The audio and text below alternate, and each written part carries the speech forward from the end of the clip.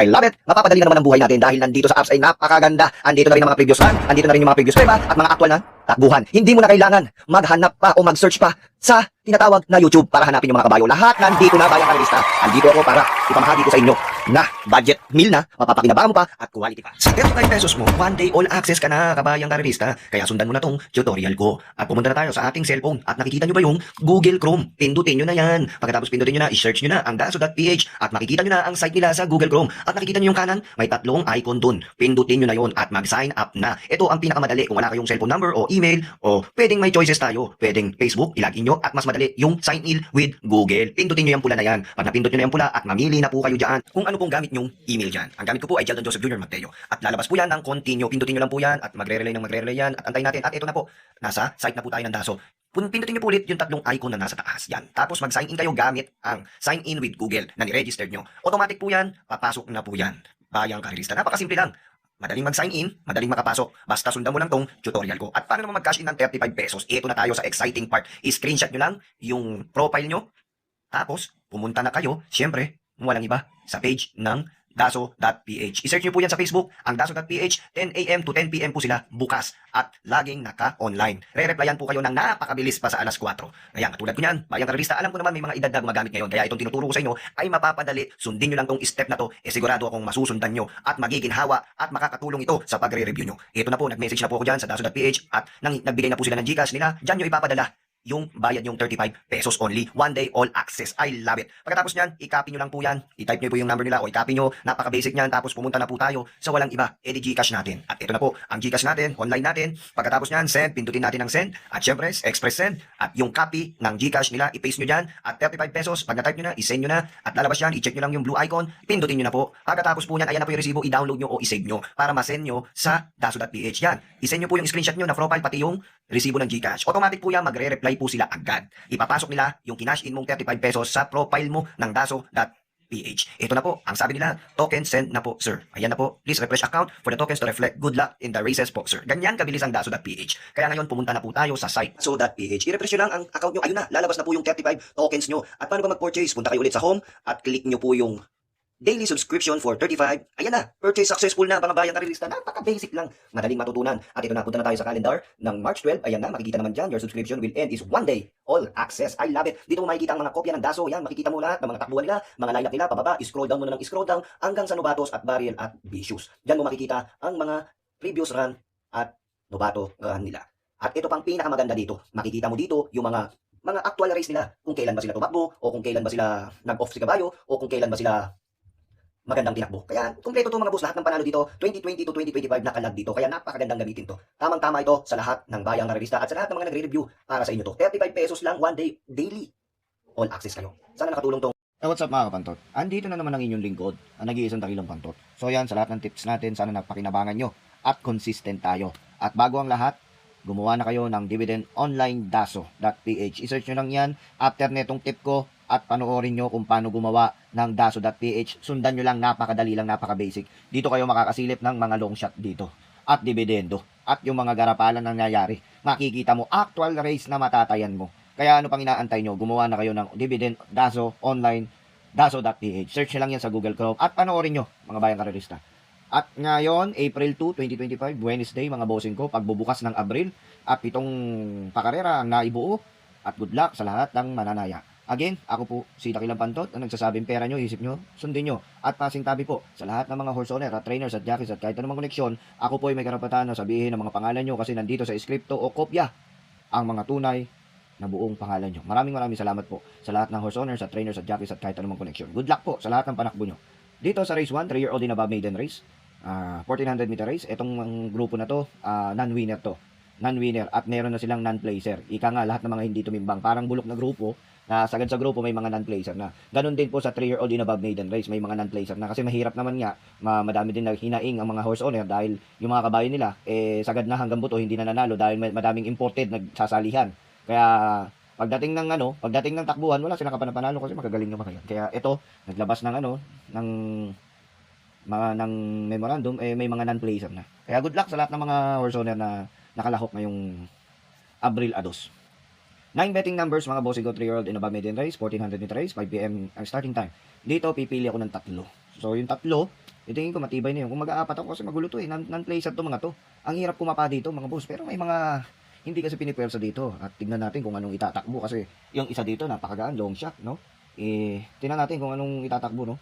Dito pang-primera ko, yung numero 4, Boy Wonder. Nagagabayan ni BJB Galieta. Ito, tingin ko malaki chance sa manalo sa karerang yan. Siya rin napupusuan ko. At panigundo ko yung kabayo ni Big Boss James Sabano, Lady Secret. Nagagabayan naman ni Jeffrey Barbosa Bakikay, numero 9. At panersera ko yung numero 2, Mirror of Justice. Ito nakaraan maganda sa lidan nito pero nagpahuli pa. Tignan natin pag kinalabit dito sa non-placer. Tingin ko malaki chance ang manalo. At meron akong dihadong nakikita. Long shot, numero 6 na libunan. Itong kabayo na to, hindi ko man lang nakitang pinuwersa to. Pero may 1.30 to, may 1.29 to. May tagong preba to mga boss. Kaya nakakatakot yan. Halos hindi pinuwersa yan. At matulin sa unahan yan. Baka mamaya yan na maging bida, umayaw na yung iba. Maka-long shot tayo. Huwag kayong mawawalan yan. Long shot of the day ko yan na libunan. Yung apat na yan mga boss, tingin ko malaki chance ang manalo para sa siyam nakalahok. Good luck bayang karerista. At tumako naman po tayo dito sa race number 2. Pinacom rating base, aligaping system, 6 to 10 points. Dito sa karerang ito, 10 betting numbers. Although lahat sila nagbabaan na. Tanging ikaw, Lucky Triple 2, Med Base, itong Med Base na to, alam ko, mababa na rin to Medyo meron din yan. Tokyo Rumba, andito din, Unli Burn, Adorable, Asik, California, Destiny, Yaba Daba Do. Siguro dito ako kakampi. Pang-primera ko dito, kung walang iba, baka walang makasunod, no? Sa numero 4, Tokyo Rumba. Baka dito kasi, baka makabuo ng IRA, alam naman natin itong kabayo na to, tumatapos ng karera to. Kaya siguro diyado, siya na rin napupusuan ko.